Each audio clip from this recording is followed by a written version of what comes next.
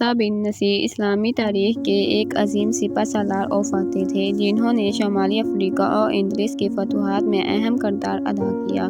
ان کا مشہور واقعہ اس وقت پیش آیا جب وہ خلیفہ ولید بن عبد الملک کے دور میں افریقہ کے گورنر مقرر ہوئے۔ انہوں نے شمالی افریقہ کے بربر قبائل کو اسلام کی دعوت دی اور ان کے درمیان اتحاد قائم کیا۔ موسیٰ بن نصیر نے نہ صرف اسلامی ریاست کی سرحدوں کو مضبوط کیا بلکہ بربر قبائل کو فوجی تربیت دے کر اسلامی لشکر کا حصہ بنا دیا۔ ان کی قیادت میں طارق بن زیاد کو اندلس فتح کرنے کے لیے روانہ کیا گیا، جو ان کا شاگرد اور سپہ سالار تھا۔ طارق بن زیاد کی اندلس میں کامیابی کے بعد موسیٰ بن نصیر خود بھی 18,000 سپاہیوں کے ساتھ اندلس پہنچے اور تلتیہ سمیت کئی علاقوں کو فتح کیا۔ ان کے اندلس میں اسلامی حکومت کو مستحکم کیا اور وہاں عدل و انصاف کا نظام نافذ کیا۔ موسیٰ بن نصیر کے دور نہ صرف اندلس بلکہ شمالی افریقہ میں بھی اسلام کو فروغ ملا۔ ان کی قیادت، حکمت عملی اور شجاعت اسلامی تاریخ کا ایک سنہری باب ہے۔